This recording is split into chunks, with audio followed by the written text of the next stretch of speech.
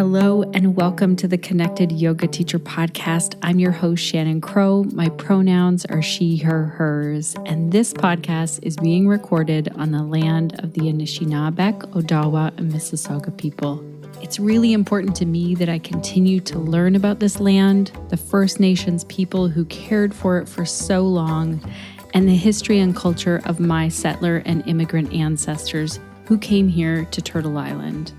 If you're new here and wondering who I am, I'm a Canadian yoga teacher, mom, entrepreneur, and forever student who has been told through the years that I ask a lot of questions. Sometimes I've been told that I ask too many questions. But that's why podcasting is a good fit. I get to ask all kinds of questions to amazing people, yoga teachers, studio owners, and I just get to really soak in learning from these people. And I'm so excited that you get to be here so that we can learn together. I also work as the founder of Pelvic Health Professionals, a place where movement educators and healthcare professionals work together to learn the most up-to-date information regarding pelvic health. Visit pelvichealthprofessionals.com if you want to check it out and join us. And because I'm a yoga teacher, as I said, that's a huge focus in there. We really look at how we can connect yoga and pelvic health. So if that sounds like something that you're interested in, for sure, check out pelvichealthprofessionals.com. And later on, I'll tell you about a couple upcoming live events that we have happening in there. This podcast was made for you, the yoga teacher, because I really understand what it feels like to be leaving yoga teacher training and be out in the real world as a yoga teacher. I wanted a podcast as a place where you can connect to other yoga teachers, ideas, and information. Today's episode is powered by OfferingTree. I use and love this software in my own business because it automates everything, from bookings to payments to Zoom links, reminders, and so much more. There's a special podcast listener discount code over at OfferingTree.com, so check it out because they also have a free 2-week trial as well. Alrighty, connected yoga teachers, let's dive right into today's episode. I'm really excited that you're here for this conversation today. As I was looking online for a couple of things, I saw that 10 years ago this month, so July 2023, if you're listening in real time, Black Lives Matter was formed 10 years ago. And I have to say, 10 years ago, I was not aware of this. I was not aware enough. And I continue to learn how I can be more aware so I can be more helpful. So I recently read an article that quoted American academic and civil leader Melina Abdullah saying, 10 years in, we're getting a glimpse at what would happen if there were no Black Lives Matter. And she went on to say, we're not just going to fight when it's popular, but we're going to fight because we need to fight. And I have to say, just working as an online business owner, it does seem like Black Lives Matter is getting quote unquote less popular, with reports from diversity, equity, inclusion experts in various industries reporting that organizations are not supporting them in their roles, and worse, even saying that they're being let go and that the focus has shifted away from Black Lives Matter right now. And so that's why I really want to continue this conversation about Black Lives Matter and explore how it actually does relate to yoga. I also want to tell you, connected yoga teachers, that I invited Danielle to share more with us on this topic. And right away, they were hesitant because they were like, you know what, we're two white people showing up to have this conversation. Are we sure that's a good idea? And that's a really great question. And the reason why I wanted Danielle to be the one to talk about this is because they had this situation that arose in a yoga class where they really had to think quickly, deal with it, and also do some follow-up and decide how to show up as an ally. And they did it in such a beautiful way. I can't wait till you hear more about that. And also because they have a ton of qualifications, which I'll tell you about next. They're a facilitator of yoga, an embodiment coach, an equity and inclusion group facilitator, consultant who believes that cellular and personal change informs and affects institutional, collective, and cultural change.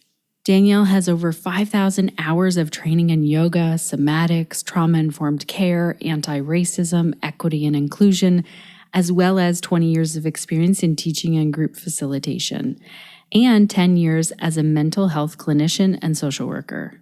Currently, Danielle is offering individual and group experiences where they share education, training, coaching, and consulting centered around embodying equity, LGBTQIA+, affirmation and inclusion, and solidarity with a trauma-informed, intersectional, anti-racist, anti-patriarchal, and anti-oppression framework, both to individuals and organizations. So you can see when Danielle hesitated, like, I'm not sure I'm the one to do this podcast. I was like, yes, you are. You have tons of training in this. You are an ally working out in the world.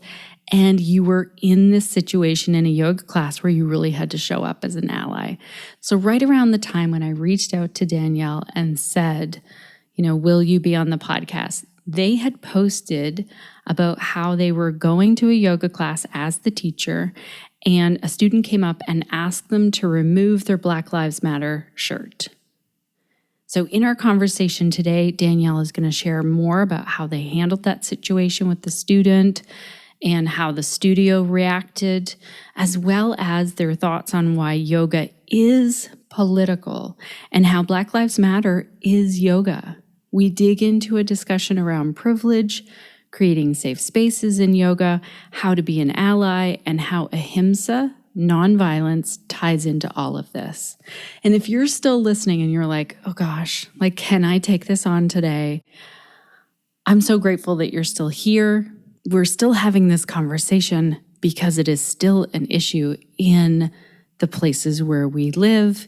It's an issue in our yoga spaces. It is an issue everywhere around us still. So, yep, we don't have to show up for this conversation when this is no longer an issue that is impacting and hurting individuals. But I very much believe that this is how we show up for that very first part of yoga, that ahimsa. And I'm still learning, so I'm glad that you're here learning with me. This is a very rich and nuanced discussion, and I'm excited to share it with you. So let's dive in and meet Danielle.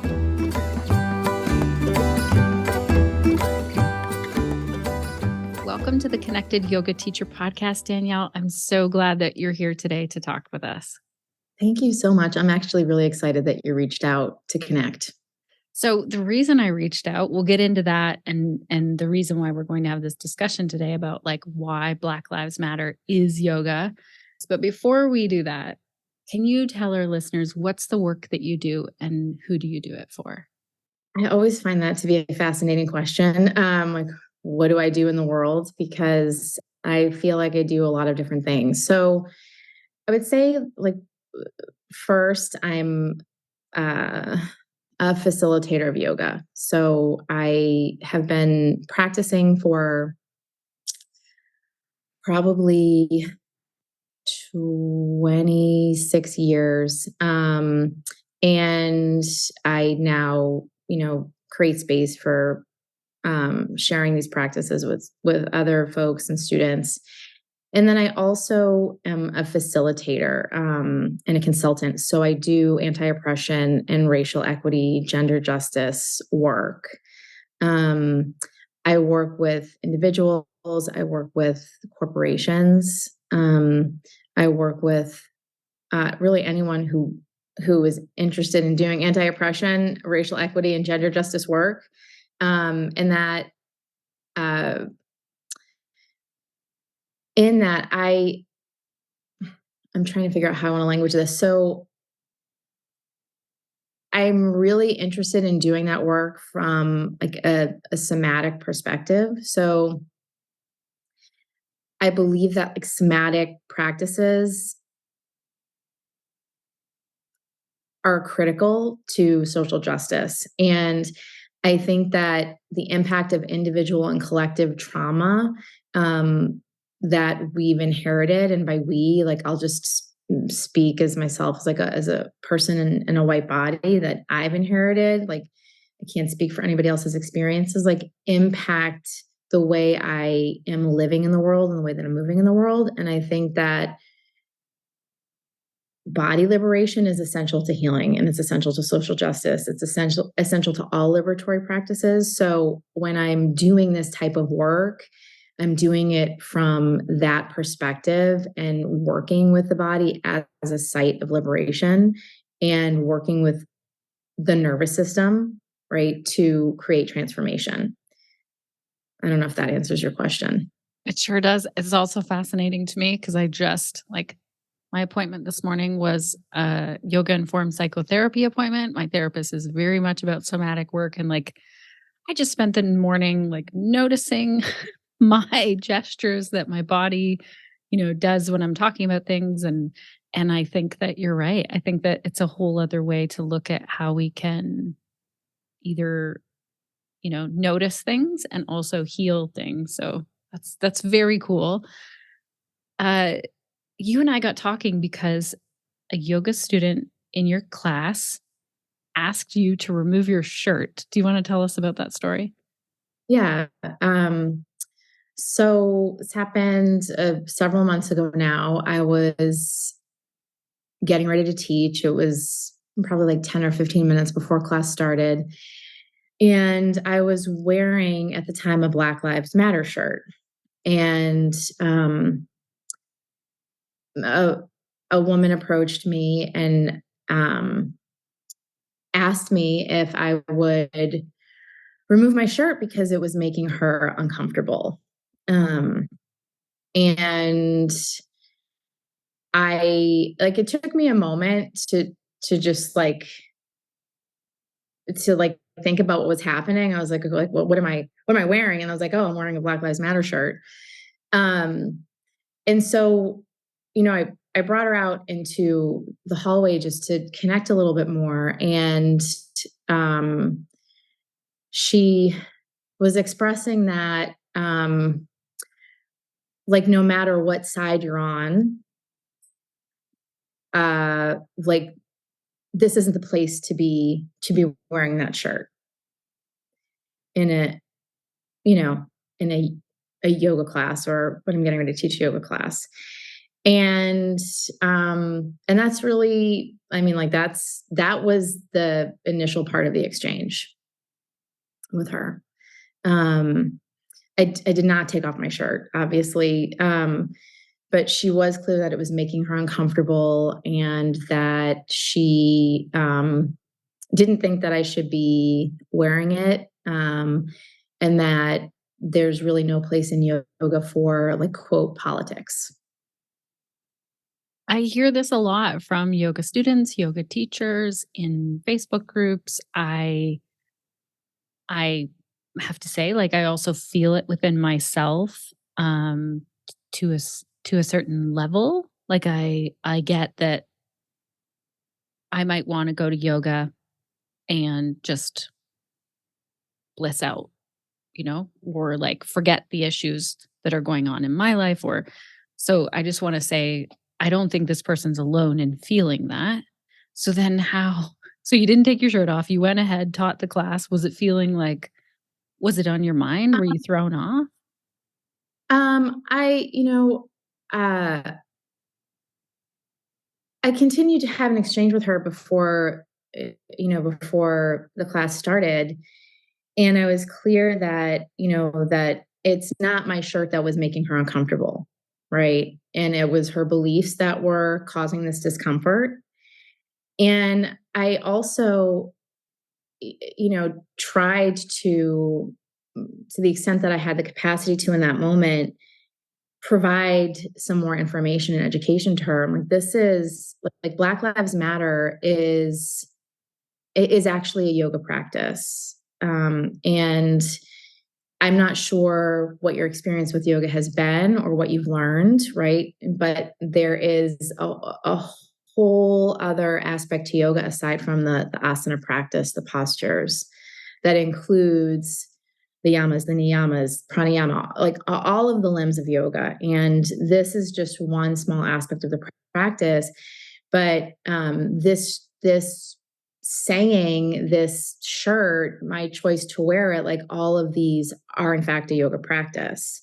And I didn't really have a lot of time to get into further dialogue with her.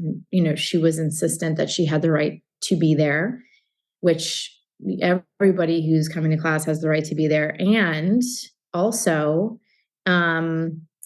it's a whole nother level of privilege to not be connected to, that you think you have the right to comfort, one, and two, to ask someone to take their clothes off, right? To think that it's okay to ask someone to take their clothes off because there are beliefs that you hold that you really need to unpack, that she really needed to unpack. And so she did not end up staying for class. She did not end up staying So for she class. made the choice to leave then. And then did you do any follow-up then? I did not follow up with her directly. I did speak to the person who manages the space and inform them of the situation and what happened. And what I thought and how I felt about it and what my stance is on that. And that's what I did. I don't know. I mean, if this person was open to having further dialogue about it, I certainly would be willing to do that. It was not my sense that she was. Well, what's really good about this situation is you already do that work. So I feel like you are skilled in that. You often talk about this. You are sort of ready, but also I love how you said you were just ready to teach a class. You didn't even realize what shirt you were wearing or what was even making her uncomfortable. How then did the studio react? Were they supportive of you? Were they questioning your judgment call in this, or how the reaction went down on both sides, or did they say anything? Yes, they did. They are not supportive. They were not supportive. They found it problematic that the conversation led her to make the choice to leave. And I still stand by what I have to say about it, and just really wanted to unpack with management, like,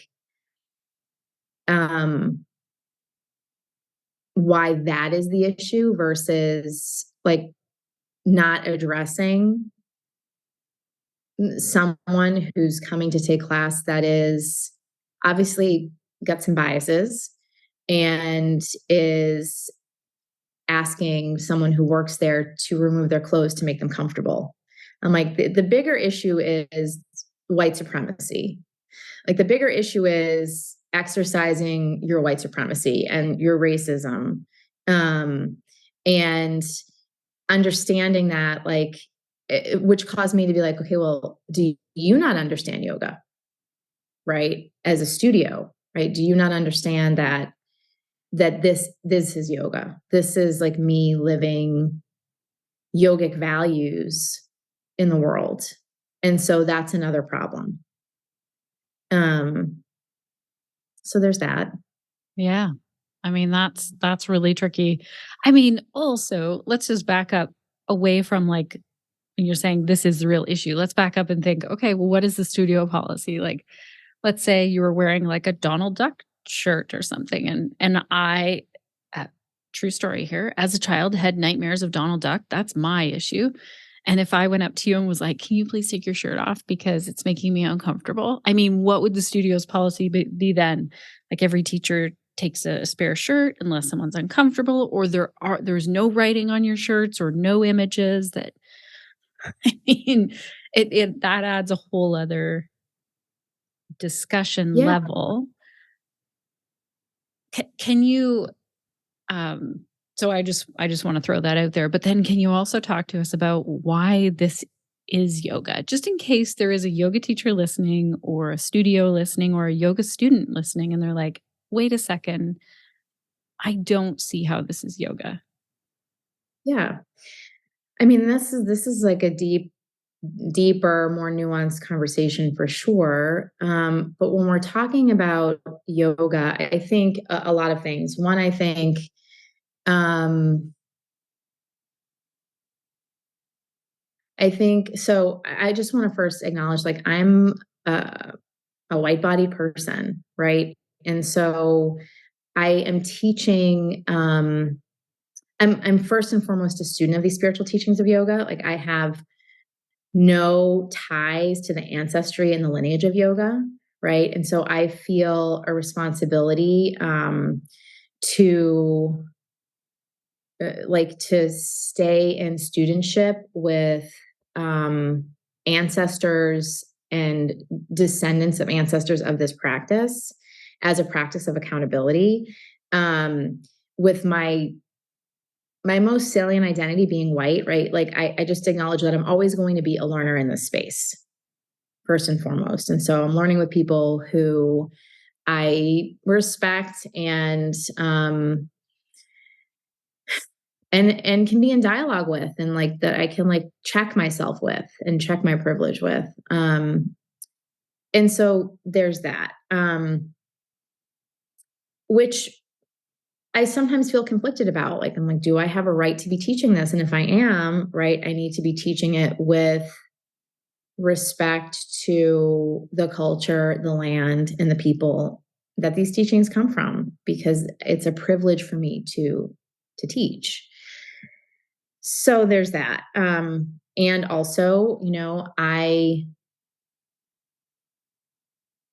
believe that in teaching, I can leverage my privilege, and practice um, co-conspiratorship, and really like take a stand and take risks, for folks who are historically erased and marginalized and oppressed and invisibilized and killed, right? So I just wanted to say that and set that context. In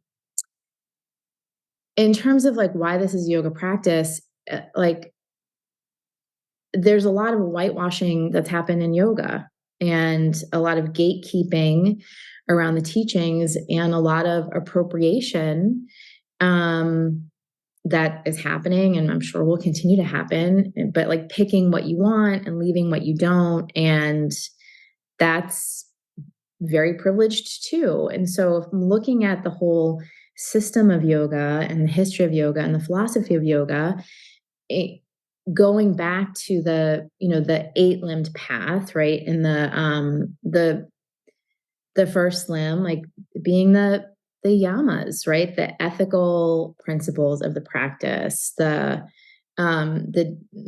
discipline of the practice. I know it's like sometimes referred to as like, the moral um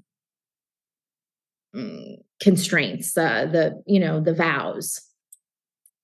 And those are all related to our behavior, how we're conducting ourselves in the world.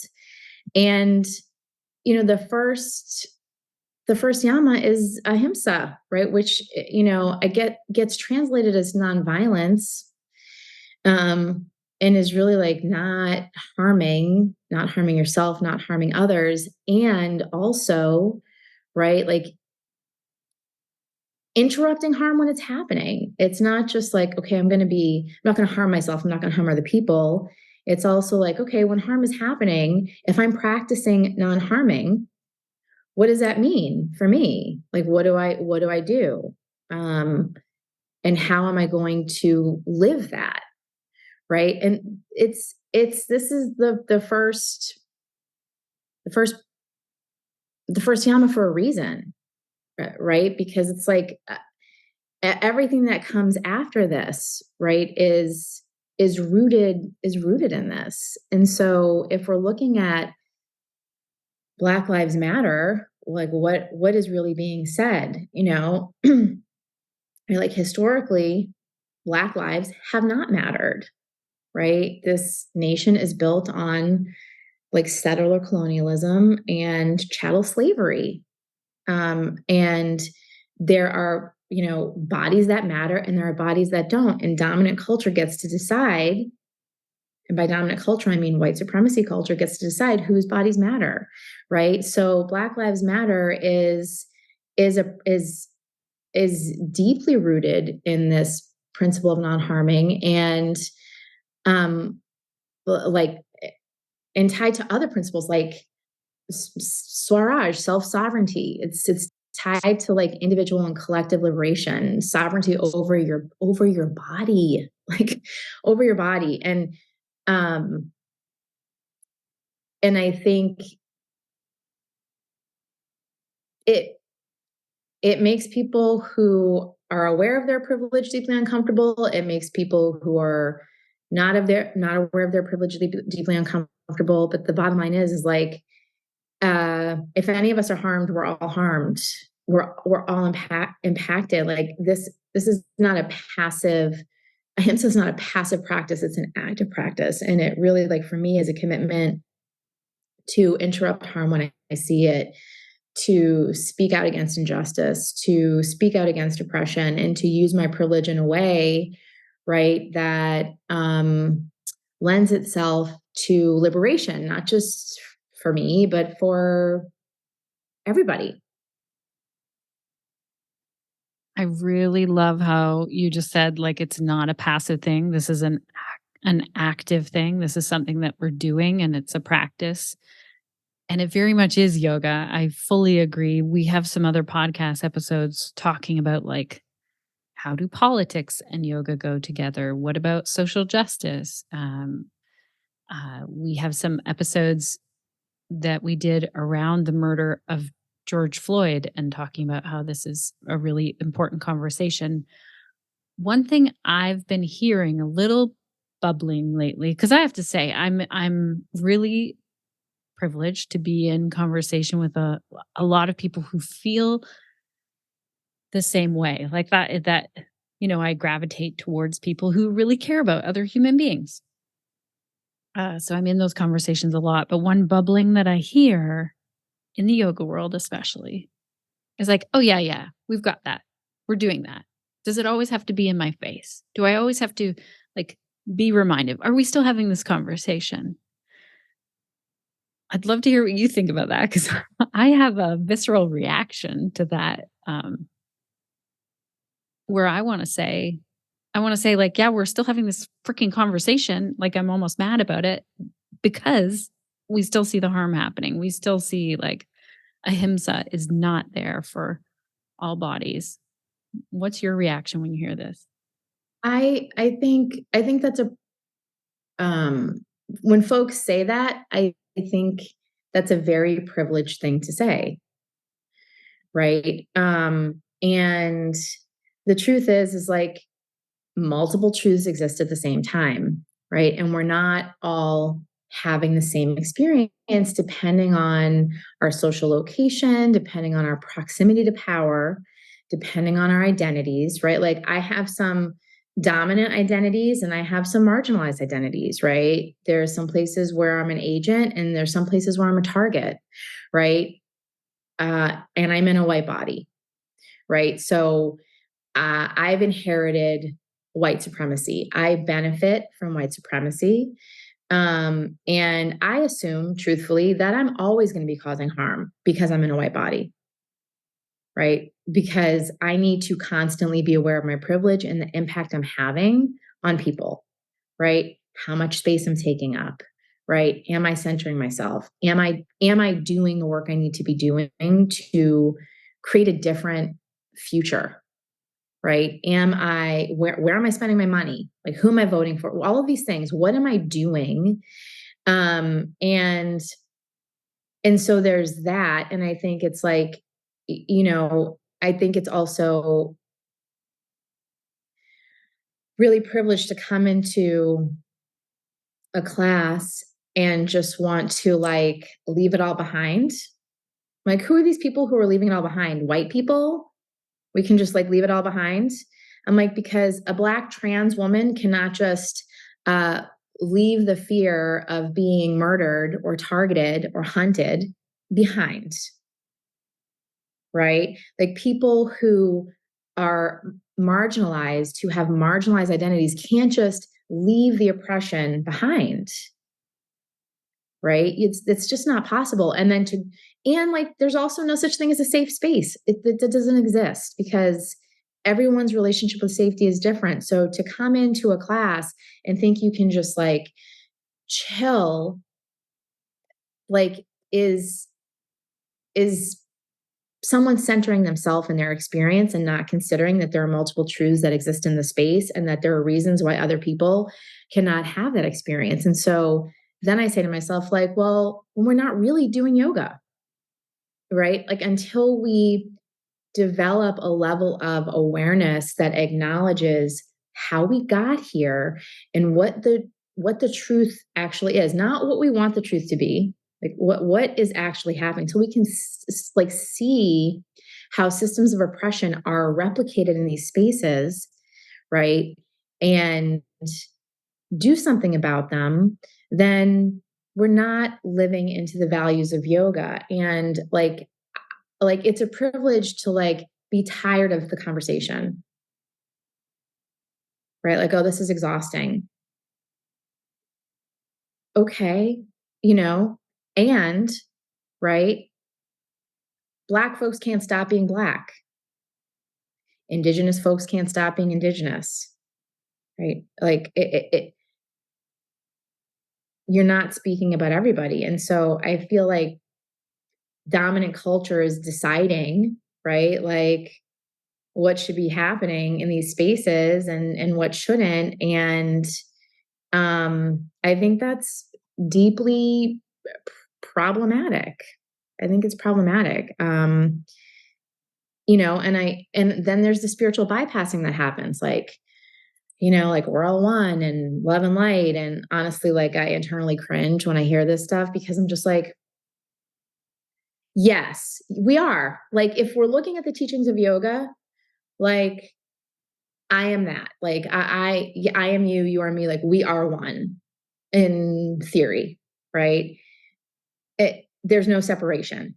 However, that's not the world we live in. We live in a culture that stays separate, right? We live in a dominant culture that decides, right, who has power and who doesn't based on identity, right? So we're not all one. We're not all having this same experience, because there are social, like, institutions that are impacting that in a very deep way. And so it's like, you want to say that, fine, but the reality is that, like, you're not doing anything to create the conditions to make that so.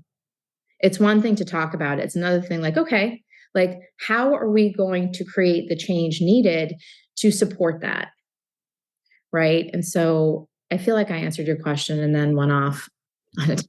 I really like it though. I think it's fantastic in that, yes, it's very privileged to say, "Oh, I'm tired of this. I'm done with this." I also want to highlight that you said living in a white body, you just assume that you're going to be causing harm while we live in this white supremacist society that we're in. I mean, all of a sudden I just felt like, oh, I don't want that. And I know that people who are like, I'm tired of this, I don't want to keep having this conversation. And you're asking a really great question of like, okay, then what are the actions so that we can all get to that place where like we are one? Because as you said, the harm is happening to Black lives, and it's very connected to everyone. Like, everyone's liberation depends on there actually being that equality in how people are being treated. Yeah. Connected yoga teachers, I wanted to jump in here for a moment to make sure to thank our sponsor, OfferingTree, because they are bringing this episode today into your ears. I also wanted to tell you that the reason I first started using their booking software, and telling other yoga teachers and studios about it is because it works so well to automate and simplify my own business, and it works so well for other yoga teachers. But also because this is a company that values social justice work. So once, a long time ago, when I was first working with OfferingTree, we were putting together a podcast episode that was going to be about a very current social justice issue that sort of popped up quickly. And we had switched the schedule of episodes very last minute. And right when I was about to go live with an interview and I knew it was going to be a little prickly, I thought, oh gosh, what about our sponsor? It's one thing for me to speak out because this is my podcast, this is my business, But then all of a sudden, I'm tying OfferingTree to us in this, sort of speaking out. And I reached out to them right away and got a message back that they were saying, we trust you on this, Shannon. We stand with you. We're not afraid to speak out when it comes to social justice issues. It was like a huge relief. And then I was like, yes, this is why I love this company. That's the kinds of people and organizations that I want to make sure I work with. So it makes it even easier to tell others how amazing OfferingTree is, not only because of their amazing software, but also because of their values. So if you are looking for a booking software that you can count on, that's going to do things automatically, like take your payments, book people in, limit how many people can book in, do all kinds of things with do they pay for the full thing? Do they pay for part of it? Amazing, amazing features that they have for that will send out reminders by email and by text. Then make sure to head on over to offeringtree.com/Shannon because over there we have a special discount for podcast listeners. Again, that's offeringtree.com/Shannon. Alrighty, let's get back into today's episode with Danielle. What do you think some of those actions are? I mean, wearing a shirt that says Black Lives Matter seems like that's one of the actions so that people are continuing to have the conversation. You posted about it on social media. What are some of the actions sorry. Yeah, no, you're fine. I mean, I think we're getting into the realm of being an ally or being an accomplice or being a co-conspirator and what that means. And also recognizing that not all white folks are interested in doing that work. Okay, right. So for the folks that are interested in doing that work, and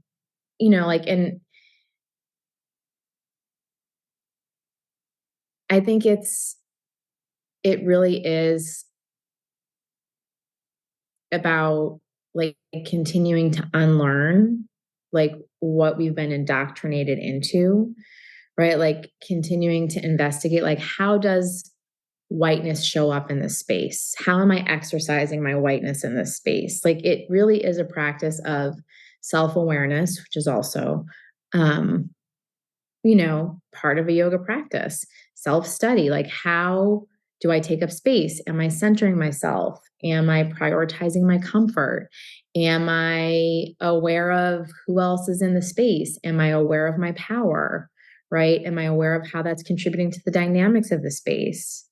Right? There's that piece of it. And then there's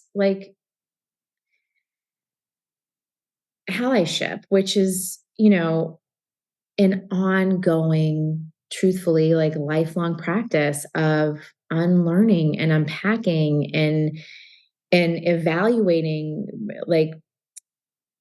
your positionality, my positionality, my privilege, and figuring out how the ways in which I can act in solidarity with a particular marginalized group. And that is work, right? And it really is about building relationships and building trust and a practice of accountability. Accountability is relational. And so it's not about you. It's not about me. It's not about my comfort, right? It's not about staying comfortable. It's a mess. It's about willing to get in the mess and to make mistakes and to learn, and specifically learning from Black folks, paying Black folks for their work, like amplifying the voices of Black teachers, Black educators, Black activists, like paying reparations, using your platform, my platform, to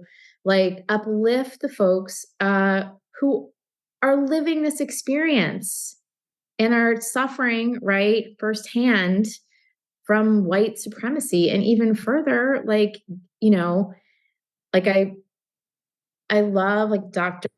Bettina Love. I don't know if you're familiar with her, but she's an American author and academic, and she is the William Russell Professor at Teachers College in Columbia University, and she does a lot of work on abolitionist teaching in schools. But she really takes it a step further, you know, and like goes a step beyond allyship, which is co-conspiratorship, abolition, which is like put something on the line. Put something on the line for Black folks. Like, take a risk. Use your privilege, right? It's not a performance, you know? And quite honestly, like, I don't think that I get to decide if I'm an ally or an accomplice or a co-conspirator. I think my actions, right, make that so. And, you know, I'm either practicing that or I'm not, right? And it's an ongoing practice. And it requires like a lot of reflection, a lot of shifting the way I'm in relationship with my social and material power, right? Because that's like anti-oppression and equity work is like it's like one thing when people talk about like diversity, equity, inclusion, I'm just like, okay, like that's a start. And right, like these practices really are about shifting power and analysis of power. And so like you can start small, I can start small, reflecting on my behavior, my choices, what I'm doing, what I think, how I feel, what I believe, how I respond, how my nervous system responds, right? Like educating myself and take it from there. I've said a lot of things.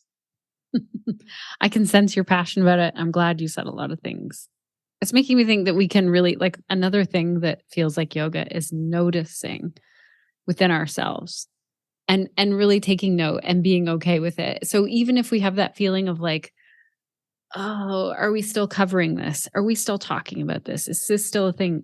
If we have that wave of emotion that comes in, noticing it and feeling like, okay, where is this coming from? And then, like you said, really acknowledging, okay, it's pretty privileged that I could turn this on and off, whereas a person of color cannot. This is their lived daily experience.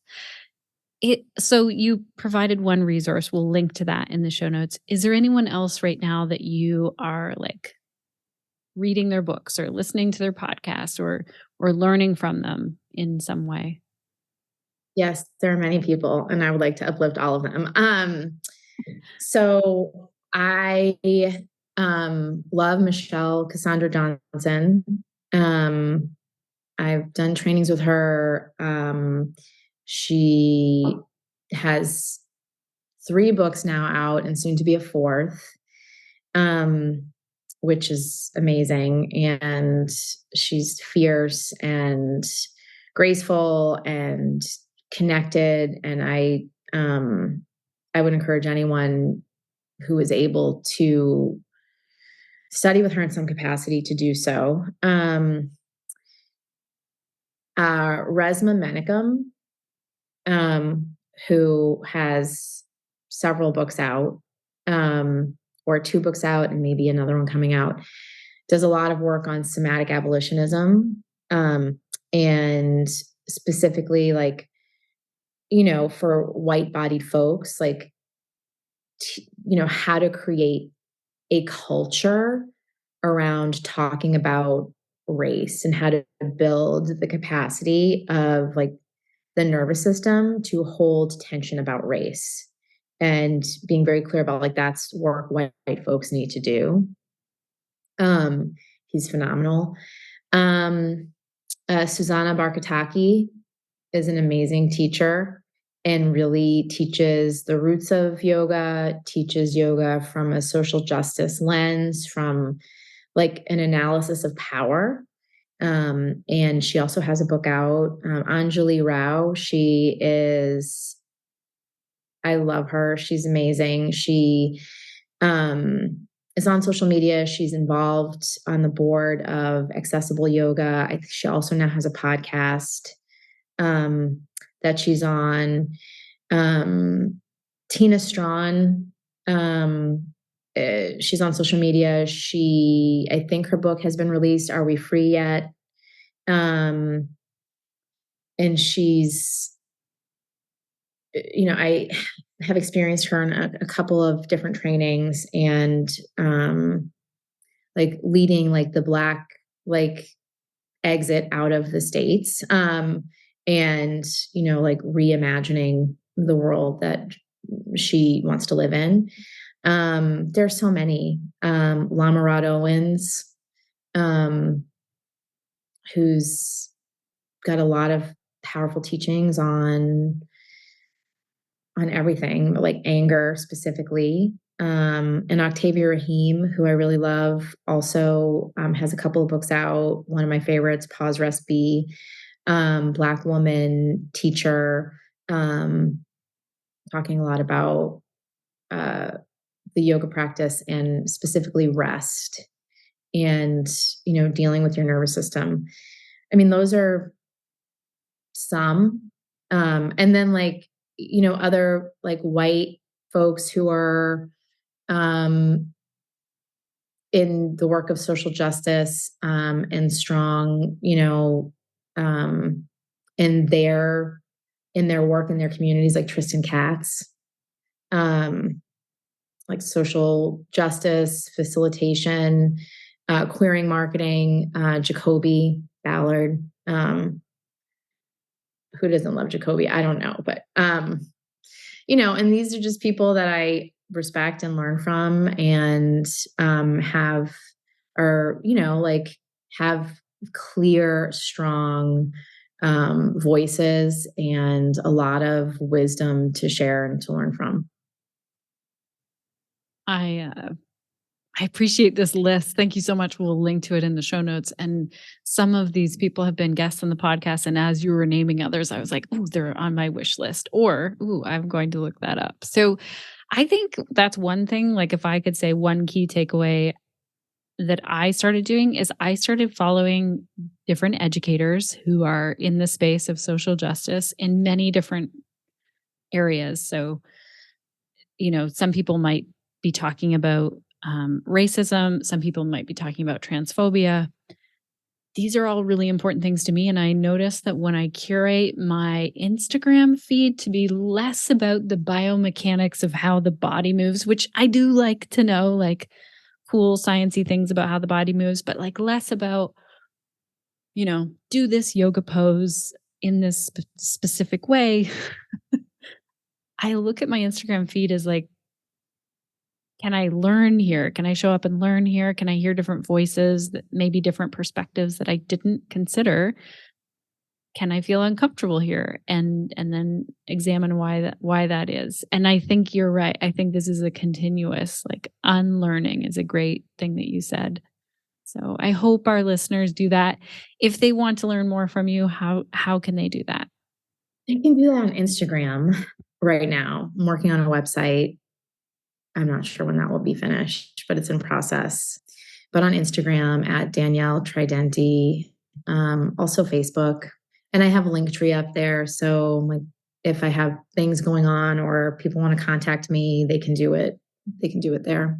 We'll link to all of those in our show notes as well. Thank you so much for this today. Thank you for posting about this on social media so that I even was aware of this story. Thank you for the work that you do, and thanks for being here. Thank you so much. It was really a pleasure to chat.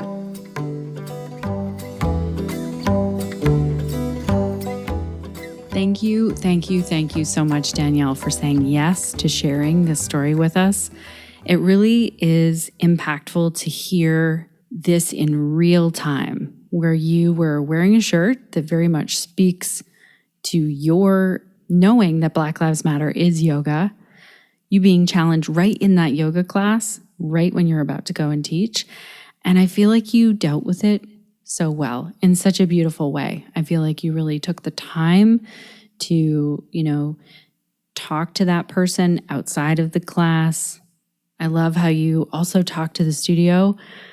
I'm hoping that studio owners and other yoga teachers who might be hesitant to stand up for social justice issues because it might impact their business, I hope that they listen today and really see how this is yoga. That if we were running a yoga studio where we didn't see how this is an important piece of yoga, if we didn't see the link of Black Lives Matter and Ahimsa, I hope that this will crack that open a little bit, that a little bit of change will happen and we'll continue to learn together. Speaking of learning together, I'm going to link to all kinds of podcast episodes that we've done in the past and also some websites of people who we haven't interviewed yet that Danielle had in that list. And if you have a resource that you're learning from and you think is really helpful, make sure to add it in our comments. If you head on over to theconnectedyogateacher.com/335, you can leave a comment. You can tell us, did we miss something in today's episode? Is there something that you have a question about? Is there a way that you would deal with this situation? Whatever comments you'd like to share, if it's a public comment that you're making there on the website, we'd love to hear from you. We also love it when you leave a review for the podcast. That stands for each and every episode. You could tell us what you thought about this episode in a review. Tell us what you love about the podcast. Tell us what you would like to see more of on the podcast in that review.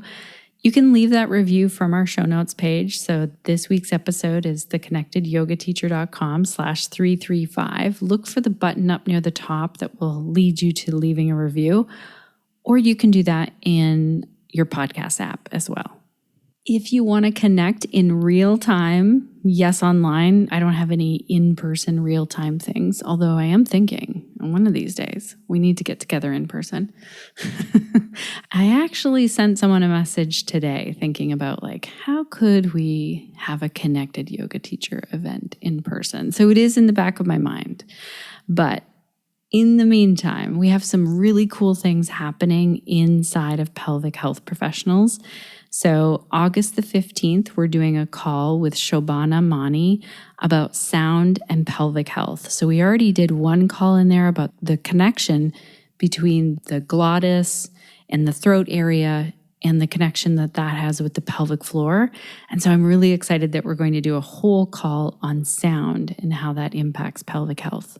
We're also doing a yoga series that's running September 21st to November 2nd with Sarah Garden. Sarah was on the podcast, and many of you said that you'd love to learn more from Sarah. And so she is going to teach us yoga for endometriosis, where we get to show up as the student, take the class, and then it's your decision. Would you like to take the class just for you? Do you deal with endometriosis in your own life? Do you deal with pelvic pain in some way?